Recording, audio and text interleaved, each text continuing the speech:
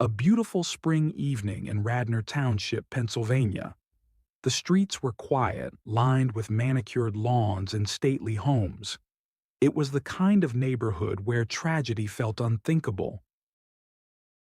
But on April the 23rd, 2018, the silence was broken by two sharp gunshots. A neighbor, startled by the sound, rushed toward a brick home on Lowry's Lane. Through the kitchen window, he saw something chilling. A woman lying face down on the floor, her keys still clutched in her hand as if she never had the chance to set them down. Moments later, another discovery inside the house revealed that this was no ordinary crime scene. Two lives had been lost, and the truth behind it all was far more disturbing than anyone could have imagined. At the center of the story was Meredith Chapman, a young, ambitious woman whose future seemed limitless. She was just 33 years old, a rising star in politics and higher education, full of energy, optimism, and an infectious smile that lit up every room. But behind that brightness, her life was about to collide with someone else's in a way that would end in betrayal, heartbreak, and murder.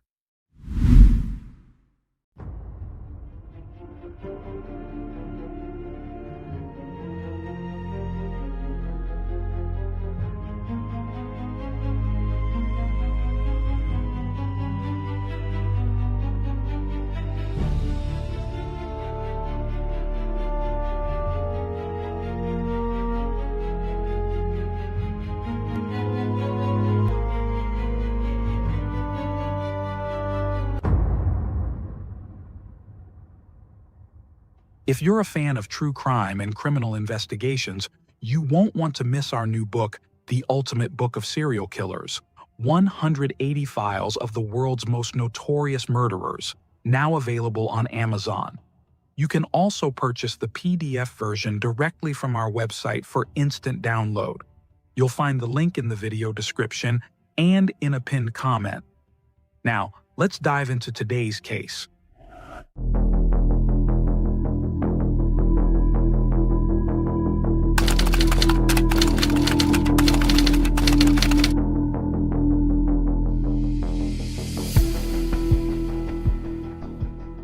Meredith Chapman was born on January 31, 1985 in Newark, Delaware. From a young age, she stood out for her energy, her creativity, and an unstoppable ambition that seemed to guide every step she took. After graduating from the University of Delaware, she quickly began making her mark. First as a television reporter, where she spent 2 years in front of the camera, learning to tell stories with clarity and conviction.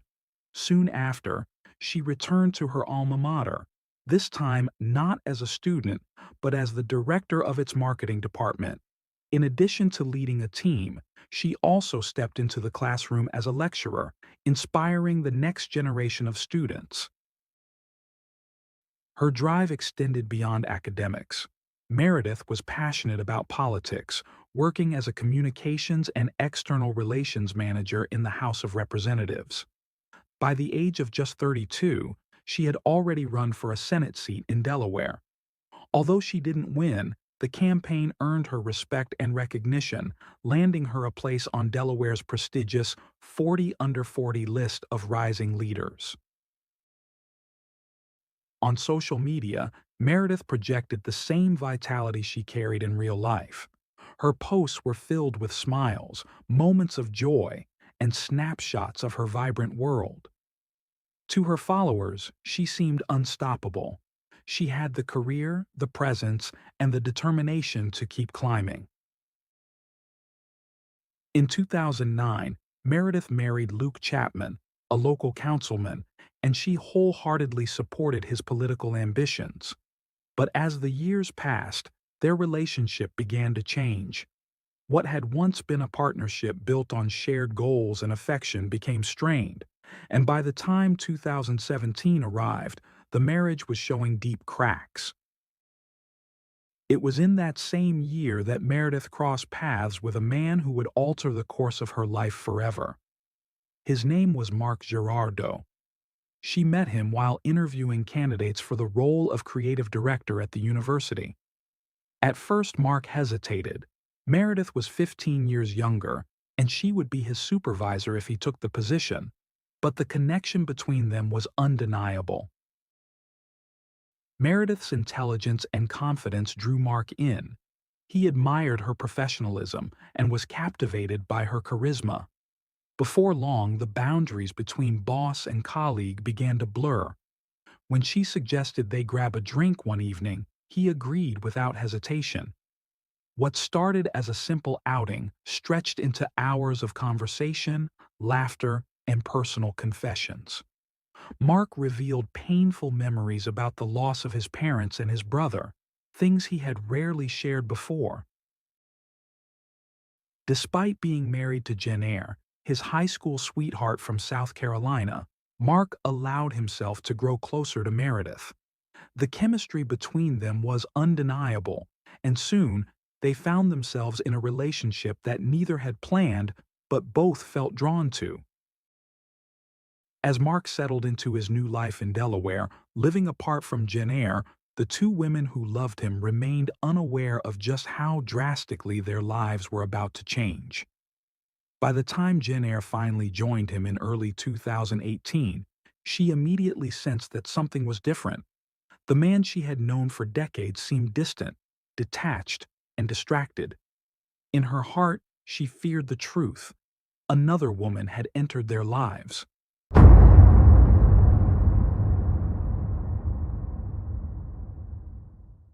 Mark and Jennair Girardeau were an unlikely pair from the start. Where Jennair was bold, outspoken, and eager to explore the world, Mark was quiet, reserved, and more comfortable in the background. Their differences, however, seemed to complete each other. From their first months together, there was an undeniable chemistry. They fell in love quickly, convinced that they were destined to share their lives. In October 1993, the couple exchanged vows, deciding that their marriage would be built on companionship rather than children. Instead, they devoted themselves to one another, traveling often, enjoying long hikes, and doting on their dogs. For years, they appeared to live in harmony. Like any couple, they had arguments, but they always seemed to find a way forward. But when a major financial crisis struck, the stability they had built began to crack. Both worked in marketing, yet as money grew tight, the arguments became more frequent. Jennair, known for her strong-willed personality and insistence on having the final word, clashed with Mark's quieter temperament. The situation grew worse after Jennair lost her job and struggled to find new work. The setback weighed heavily on her, and she sank into a depression that left her feeling trapped. Years later, when the couple moved from South Carolina to Delaware, the distance between them was no longer just emotional. Mark had already started a new chapter in his career, accepting a position at the University of Delaware. But when Jennair joined him in January 2018, she noticed something different. Mark seemed detached, distracted, a stranger in their own marriage. Suspicion took root. Mark often spoke of his new boss, Meredith Chapman, an ambitious, charismatic woman who was not only younger but also admired by many. Though Jennair confronted her husband, asking if there was more between them, Mark denied it. He insisted it was nothing more than a professional relationship. On the surface, Jennair accepted his word, but inside, doubt gnawed at her. Unable to shake her instincts, she hired a company to monitor his phone, gaining access to his texts, calls, and photos. She even managed to record private conversations between Mark and Meredith, confirming her worst fears. On Valentine's Day 2018, Jennair revealed to Mark that she knew the truth. This time, he could not deny it. He admitted everything. His growing closeness with Meredith had turned into love. For Jennair, the confession was devastating. She had believed her husband was going through a midlife crisis. perhaps seeking temporary excitement. The reality that he wanted a future with someone else was crushing. Mark suggested they try couples therapy, though his intentions were far from hers. Jennair wanted desperately to save the marriage. Mark, however, was using the sessions to be sure it was over. By the third meeting, he had made up his mind. He told her that once he secured his permanent residency in Delaware, scheduled for May, he would file for divorce. Meanwhile, Meredith was making changes in her own life. She ended her 9-year marriage to Councilman Luke Chapman. Their separation was amicable. They both admitted their relationship had run its course. With that chapter closing, Meredith looked ahead to a new beginning. When the University of Delaware learned about Meredith Chapman's relationship with her colleague, Mark, both knew their time there was coming to an end. Quietly, they began searching for new opportunities. By April of 2018, Meredith had been hired by Villanova University as the Assistant Vice President for Marketing and Creative Services. Excited for a fresh start, she moved first, renting a house in Radnor, Pennsylvania, a wealthy, quiet suburb just outside of Philadelphia. Mark planned to join her soon. Back in Delaware, Jennair Girardeau was unraveling. She had uprooted her life to follow her husband north, only to find herself alone in a new city, isolated from friends and family. The betrayal cut deeply. She had lost her job, her sense of stability, and now her marriage. Yet despite the heartbreak, she clung to hope that Mark might change his mind and come back to her. She agreed to sign the divorce papers only on the condition that he continue living with her and spending time together until May. Walks, dinners, forced moments of closeness. It was her way of holding on. But suspicion still consumed her. She had already uncovered their affair by monitoring his phone and recording conversations. When Mark discovered yet another listening device hidden in his jacket, his frustration exploded. The confrontation ended with broken furniture and harsh words. Shaken, Jennair threatened to end her life, and for the first time, Mark realized how fragile her mental state had become. He urged her to see a psychiatrist, and she did. To him, it seemed like she was finally beginning to accept the end of their marriage.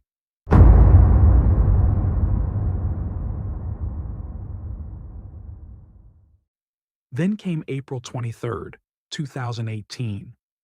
That morning, Meredith shared a photo on Instagram, beaming in front of Villanova University. Her caption celebrated the new beginning she was so eager to embrace. That evening, Mark was scheduled to meet Jennair for dinner to discuss their divorce. He arrived at the restaurant first, then came a message from his wife. She was running late. Minutes later, another text. She wouldn't be coming at all and told him to head home. What followed was even more unsettling. A photo lit up Mark's phone. Garbage scattered across the ground, a used condom among the refuse. He instantly recognized the location. It was Meredith's trash. More messages appeared. Jennair wrote that he had destroyed her life and that she hoped he would never find happiness again.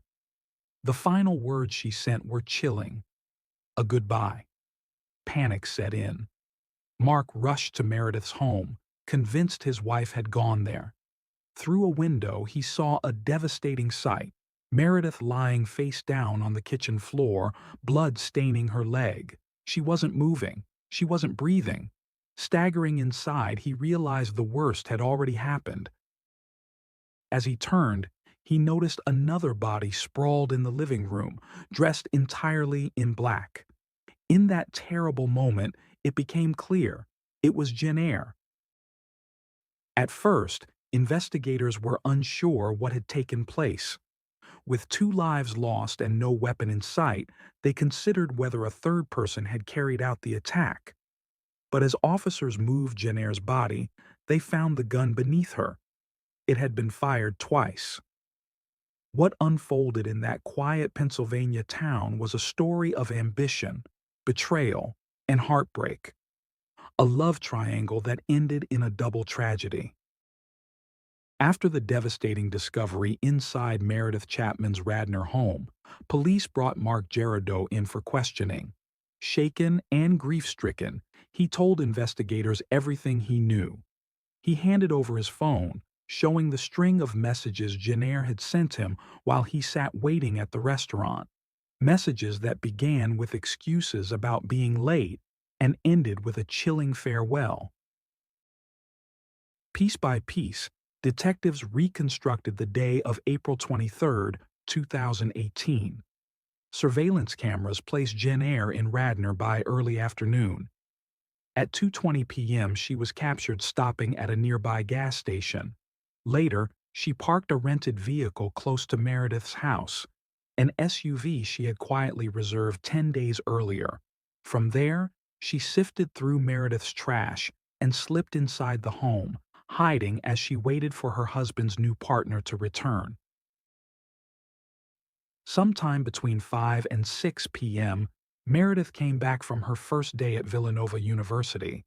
She never even made it past the kitchen. Investigators believe Jenner ambushed her the moment she stepped through the door, shooting her once before turning the gun on herself. The text Jenner had sent Mark now read like a tragic confession.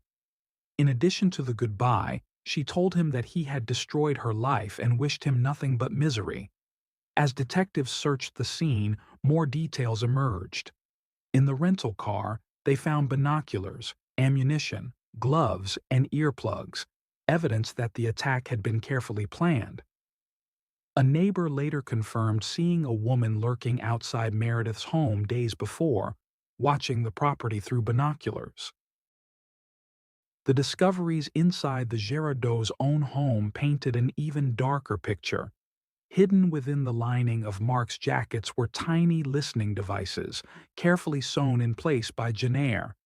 Police uncovered 12 notebooks filled with her handwritten transcripts of the conversations she had secretly recorded.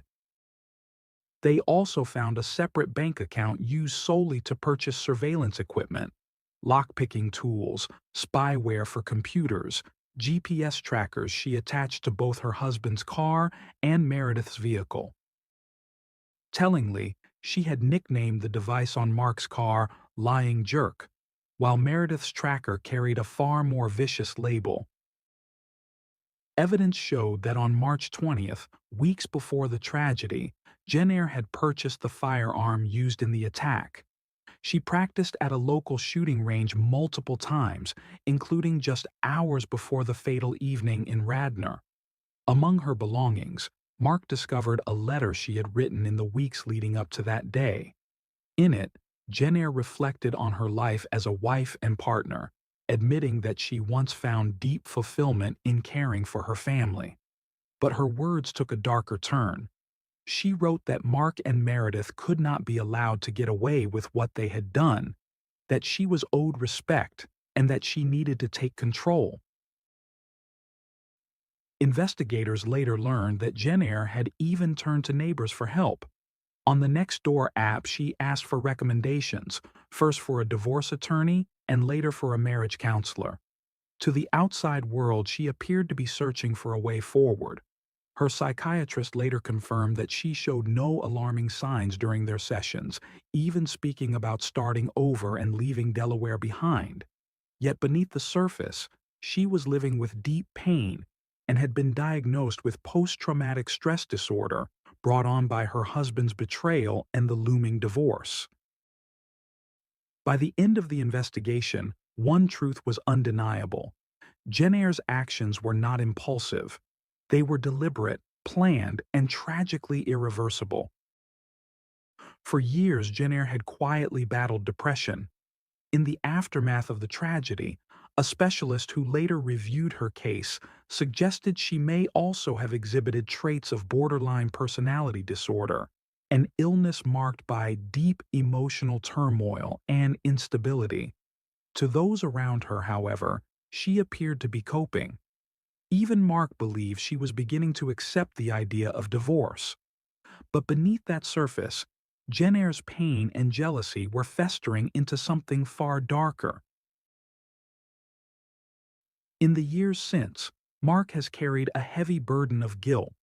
He admits he often wonders if Meredith would still be alive had he made different decisions, if he had ended his marriage sooner, or if he had recognized the severity of Jenner's mental decline.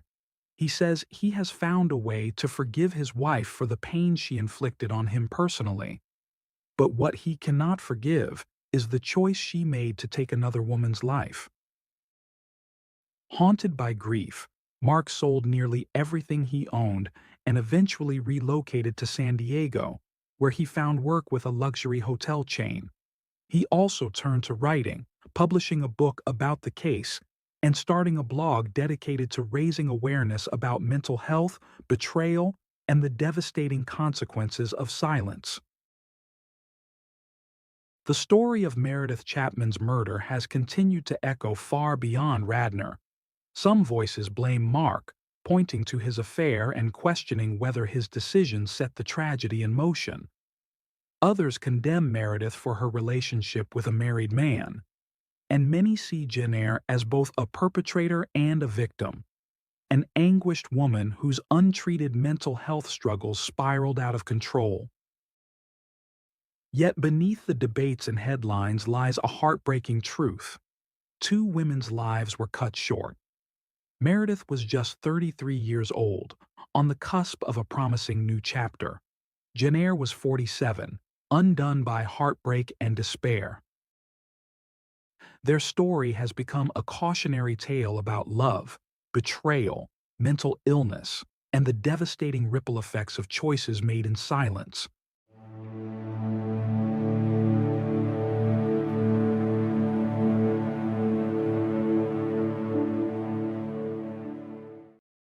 Thanks for tuning in to Unreal True Crime. If you're intrigued by mysteries from around the world, check out our new channel, Latin Crimes, where we dive into the gripping true crime stories of Latin America. Don't miss out. Subscribe now for more thrilling investigations.